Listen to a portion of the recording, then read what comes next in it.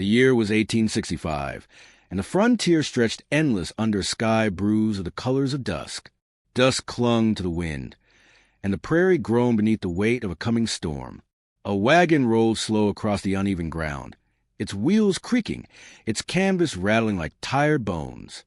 On the driver's seat sat Caleb Rawlins, reins firm in one callous hand, a rifle laid across his knees.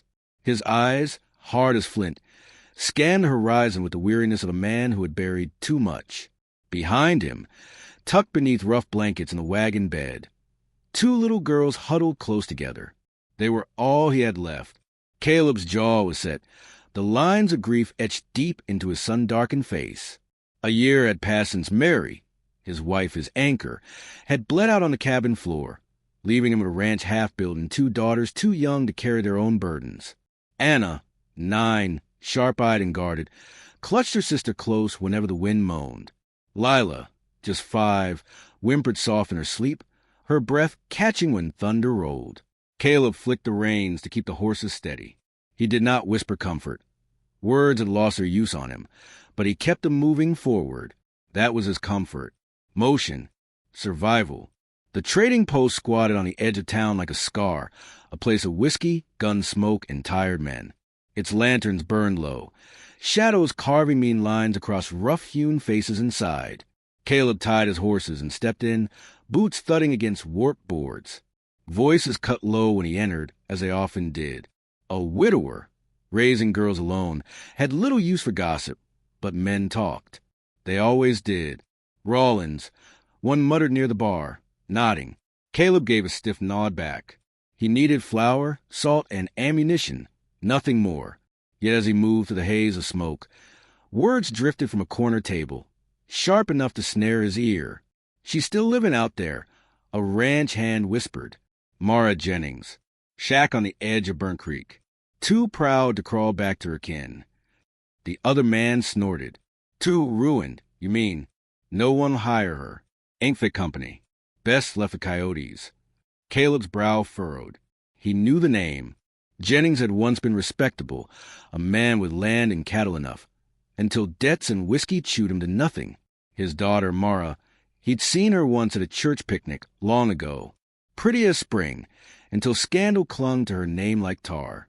The talk was of a secret child, of nights spent in saloons. Lies, maybe, but in towns like this, lies stuck longer than truth.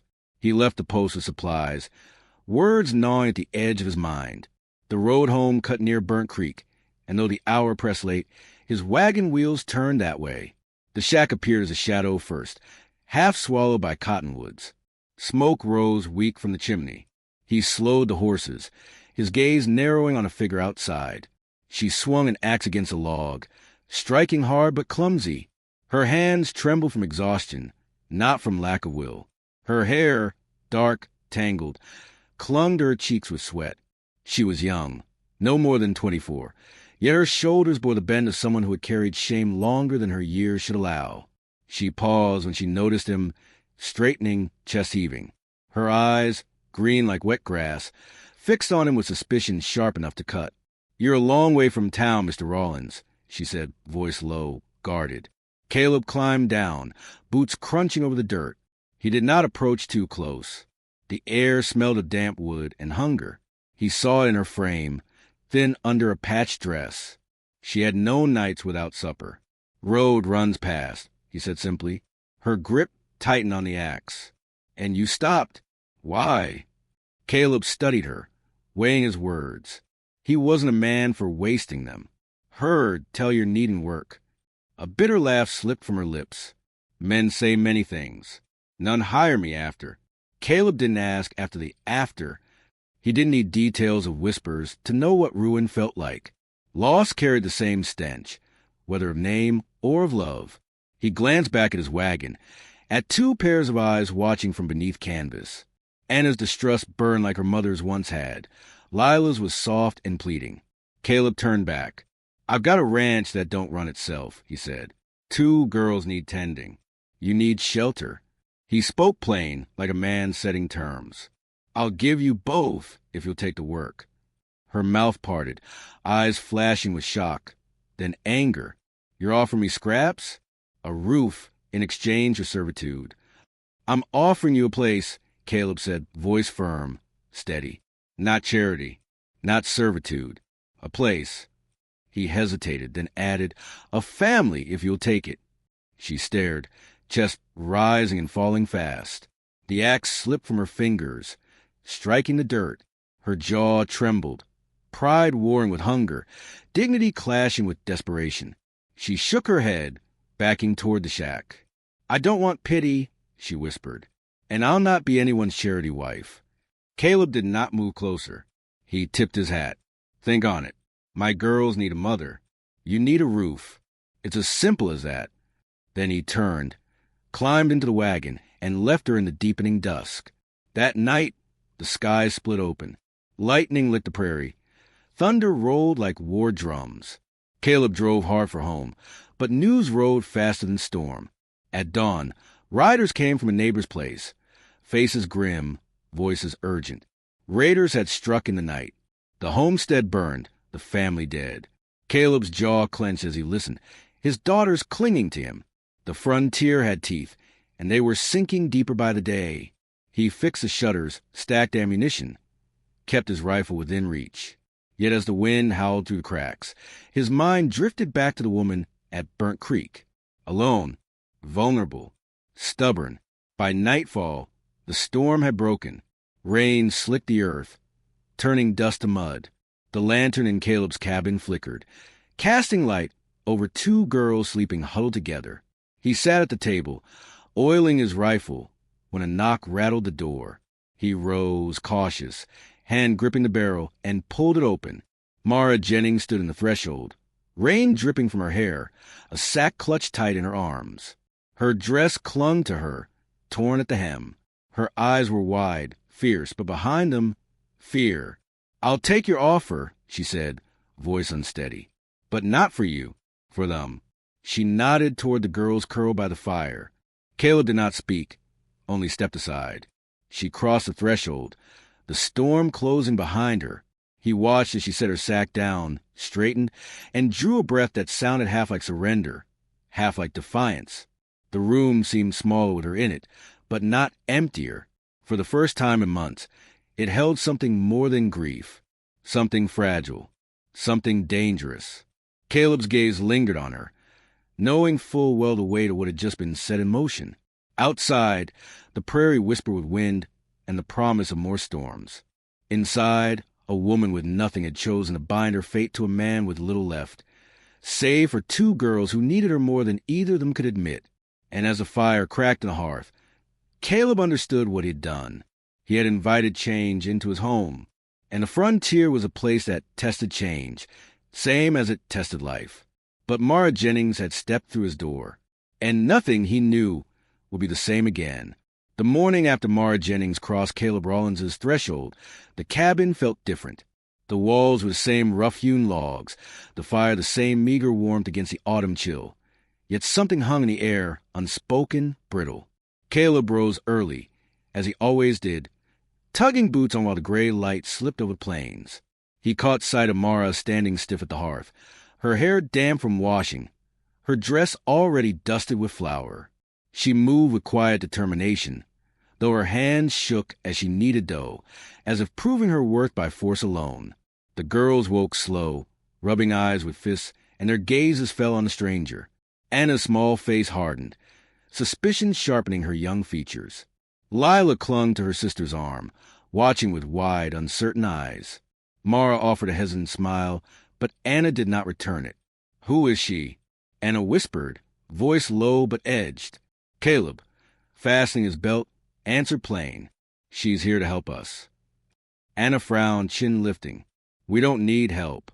Mara stilled at the words, her fingers sinking into the dough. Caleb's jaw tightened. He did not scold. Anna was Mary's child through and through, fierce and proud.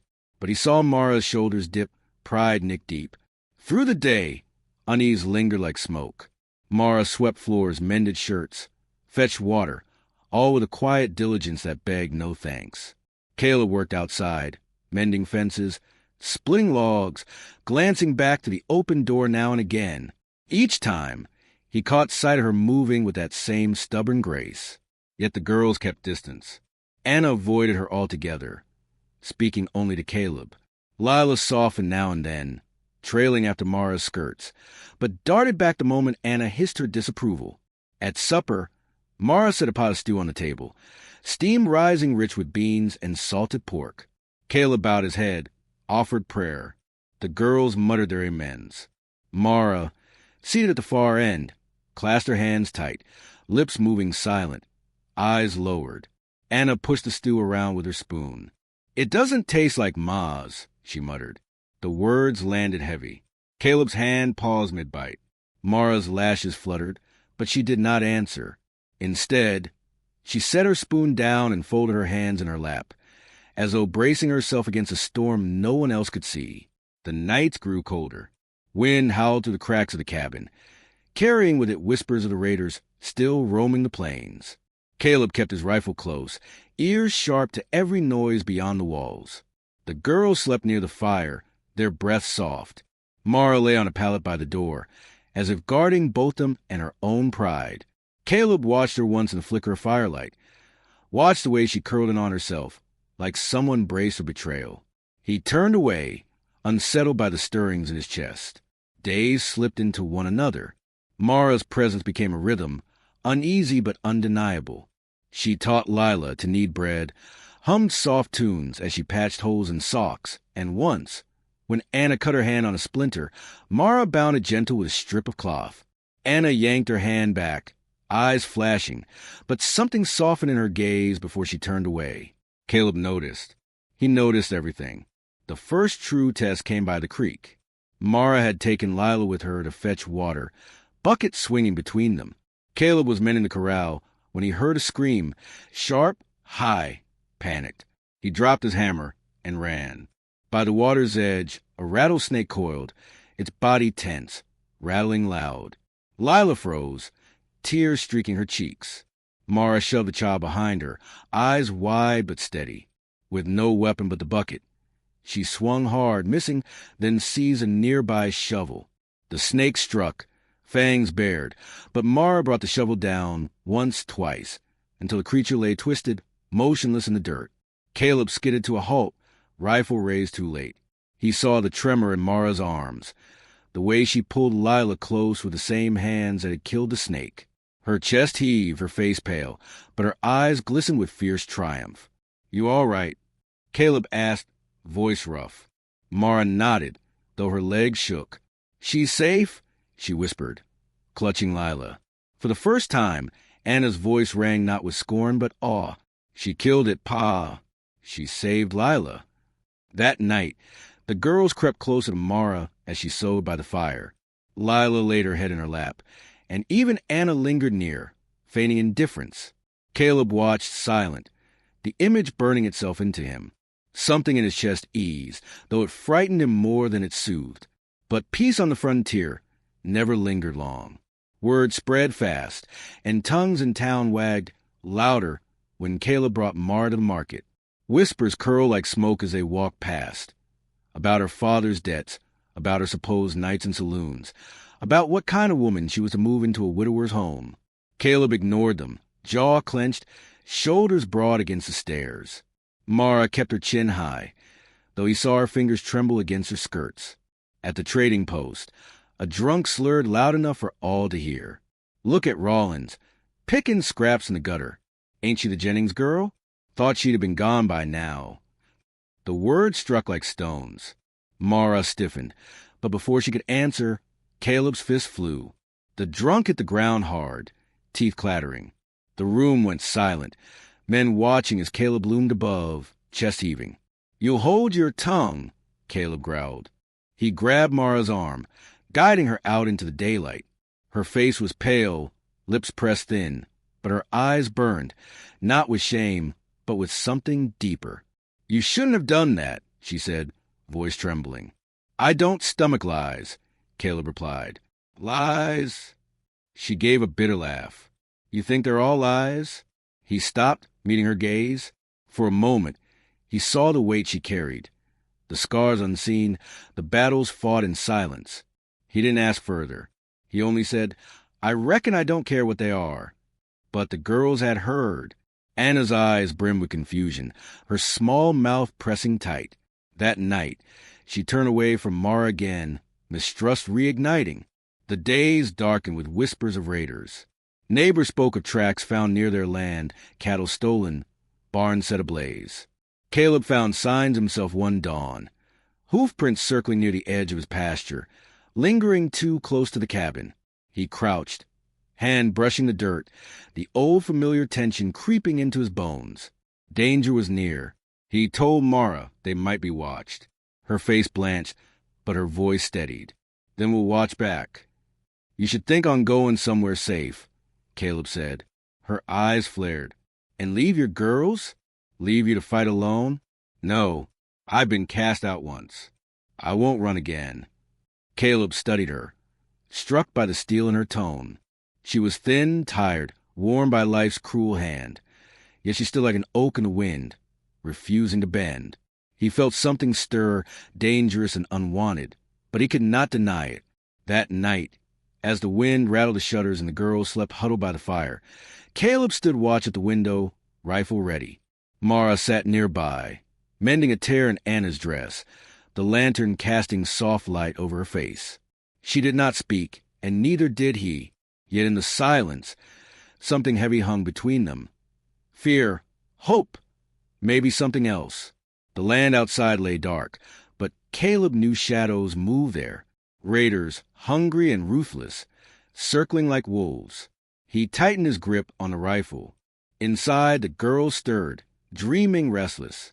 Mara glanced up, meeting his eyes, and in that moment Caleb realized she was no longer just a woman in need of shelter. She was part of the fight, whether he wished it or not. And though the storm had not yet broken, he knew it soon would. The air thickened with the smell of dust and iron as September bled into October. Days shortened, nights grew sharper. Caleb Rawlins felt the weight of unease pressing against the cabin walls like an unseen hand. The girls sensed it too. Anna lingered near windows, listening for horses. Lila clung closer to Mara, refusing to sleep without her nearby. Even the animals grew restless, lowing and stamping in the night. One afternoon, the wind turned strange. The sky dimmed beneath a copper haze, the horizon swallowed by a rolling storm. Caleb stood at the edge of his fields, shirt damp with sweat, and watched the dust rise. He had seen storms before, fast, cruel, choking storms that stripped land bare, but this felt like something more, a warning. Back in the cabin, Mara wrestled shutters closed against the growing gale. Strands of hair stuck to her damp brow. She moved quickly, as though speed alone could keep the storm at bay. Caleb entered, dust trailing him, and she looked up, eyes wide. "It's coming," she said.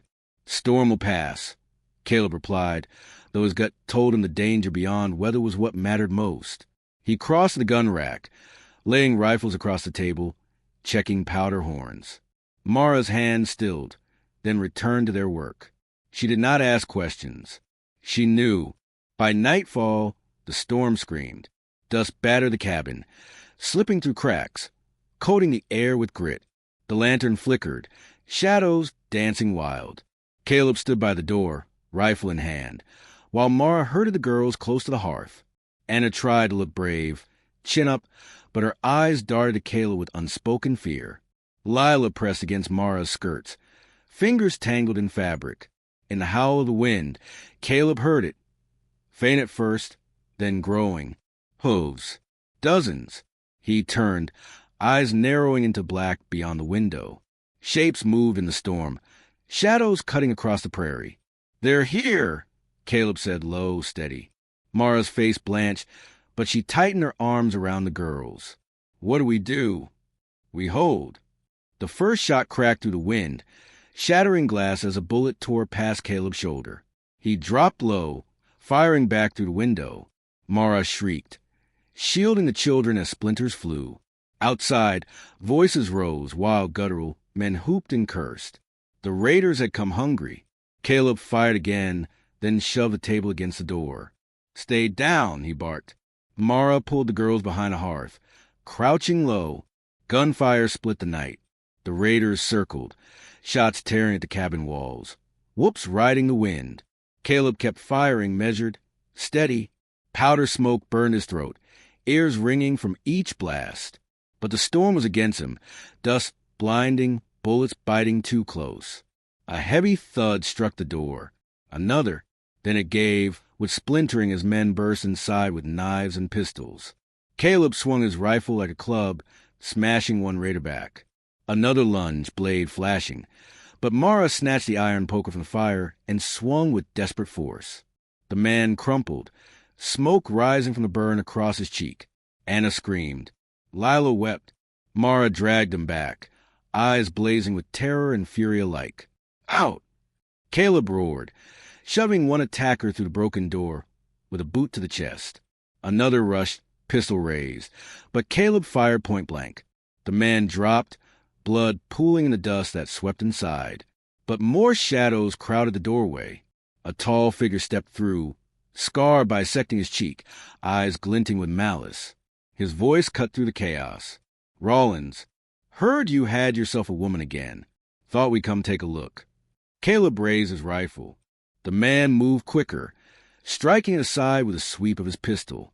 The gun clattered across the floor. They collided hard, fists cracking against flesh. Caleb's knuckles split, blood slicking his grip, but he didn't falter.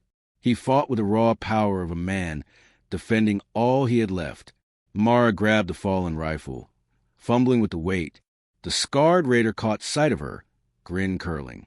He yanked Anna by the arm, dragging her toward the door. Anna kicked, screamed, clawed, but he hauled her as though she were nothing. Let her go. Mara shouted, leveling the rifle though her hand shook. The raider sneered. You won't shoot. You're already ruined. Mara's breath caught. The words were knives, slicing old wounds. But her eyes flicked to Anna's terror, to Caleb's bloody struggle, to Lila sobbing behind the hearth. Her fingers steadied on the trigger. The rifle cracked. The raider staggered, shock flashing across his face before he crumpled. Anna wrenched free. Smoke curled from the barrel in Mara's trembling hands. Her chest heaved, tears streaking dust-stained cheeks, but her stance did not falter. Caleb dispatched the last of them with a final, brutal blow. Silence fell, broken only by the storm outside and the ragged breaths within. The floor was littered with bodies, blood mingling with dust. The cabin walls bore scars of gunfire, smoke thick in the air. Mara dropped the rifle, rushing to Anna, clutching her tight. Are you hurt? Tell me you're not hurt. Anna buried her face in Mara's neck, sobbing, small arms clinging fast. Lila joined, pressing against them. For the first time, neither pulled away. Caleb leaned against the shattered doorframe, blood trickling from a cut on his brow. His chest rose and fell heavy, eyes fixed on a woman kneeling in the firelight, the girls clinging to her. Something inside him shifted, raw and unrelenting. He had thought to bring her here for necessity, but she had saved them. She had saved him.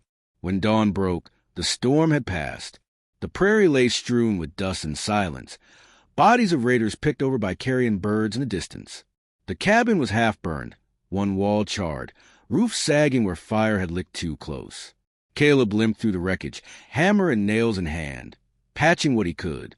Every motion burned, wounds stinging, but he pressed on.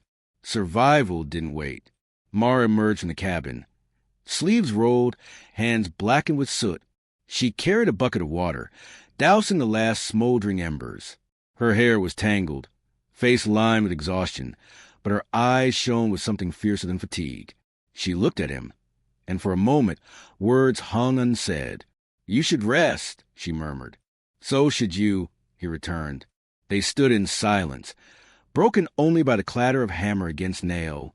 At last, Caleb set the tool aside, turning to her fully. His voice, roughened by smoke and battle, dropped low. You know, Outcast of me, you're the woman who saved my girls. Her breath caught, eyes filling. She shook her head, lips trembling. I wasn't looking to be a wife, Caleb. I was just trying to survive. He stepped closer, gaze steady, unflinching. Maybe so, but you're more than that now. You're a part of us, part of this family. Her shoulders shook, tears spilling at last, not from shame, but from release. She nodded, slow, as though the weight of years finally lifted. In the days that followed, neighbors came to gawk at the wreckage, to whisper the raid. Some offered help, others only judgment. Caleb ignored them. He had little time for talk. With Mara at his side, he rebuilt. Walls rose anew, fences mended, life clawed back from ruin. The girls softened too. Anna, though still guarded, began to linger at Mara's side, watching her hands with quiet fascination. Lila clung openly, her laughter breaking through the gloom. One morning, as Mara braided Anna's hair, the girl whispered a word that made her throat tighten. Ma. It slipped out soft, almost shy, but it was there, and Mara, eyes brimming, pressed a kiss to the crown of the girl's head. By winter, the cabin stood firm again. Smoke curled from the chimney, warm and steady. Caleb sat at the table one evening, the girls dozing against Mara as she mended clothes by the fire. He watched them, quiet, something like peace finally edging into his chest. He thought of Mary, of loss, of the endless ache he had carried. But he also thought of this new woman, fierce and unyielding, who had stepped into fire and storm to protect what little he had left. He set his hand over hers, rough against her fine bones. She looked at him, surprise softening into something deeper. Neither spoke. They didn't need to. The frontier would never be gentle. It would always test, always threaten. But within its dust and danger, something had taken root. A family, forged not by blood or reputation, but by fire, choice, and survival. And as the prairie wind howled beyond their walls, Caleb Rawlins knew one truth with certainty. Mara Jennings was no longer outcast. She was his partner, his shield, his home. The narrator's voice rose, quiet and reflective, as though carried on the wind itself. So, what do we take from this tale? That the frontier was never just land to tame, but a crucible to test the soul. And sometimes, in its harshest trials, it gave back more than it took. Love, family, belonging. The fire cracked, the cabin walls standing strong against the dark. If the story moved you, the voice concluded, soft yet certain, don't forget to share it, to tell it, to remember. For in the dust of the Old West, it was not only guns and grit that carved legacies, but the hearts that dare to hope again.